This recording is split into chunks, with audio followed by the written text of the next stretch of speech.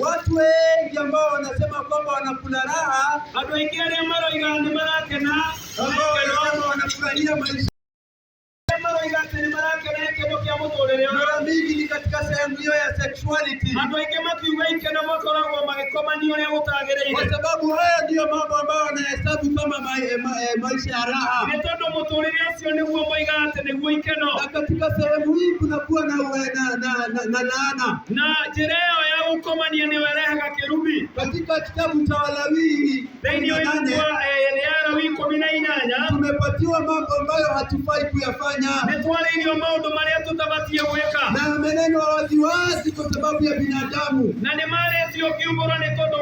Hatufai kuagiza tunapoyasema, kwa sababu ni mambo ambayo yanafanyika, na yawe anayachukia sana. Haya, ukisoma nayo Walawi hiyo 20, ukisoma Walawi 20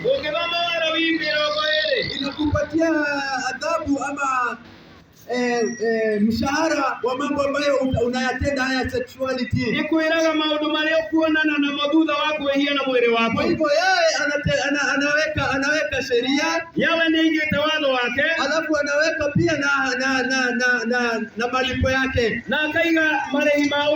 Wakati ambapo tumekuja hapa tumenenea sana kuhusu amri 10, tumewapea kuhusu Sabato, tumewapea kuhusu kuomba miungu mingine, lakini leo nataka kuguzia kuhusu mambo ya sheria,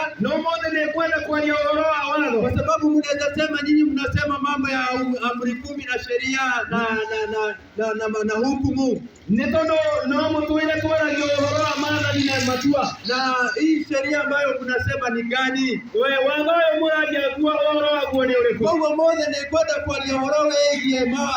Kwa hivyo siku ya leo ningetaka kunena juu ya amri.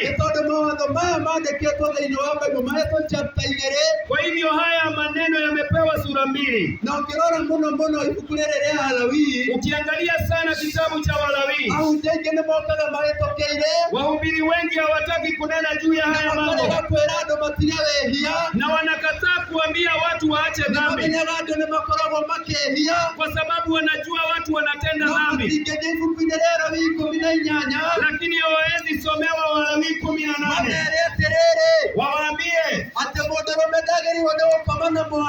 ya kwamba mwanaume hafai kulala na binti yake, ya kwamba mama hafai kulala na kijana wake, na kwa sababu wewe mwanaume umeoa hufai kulala na bibi ya mwingine.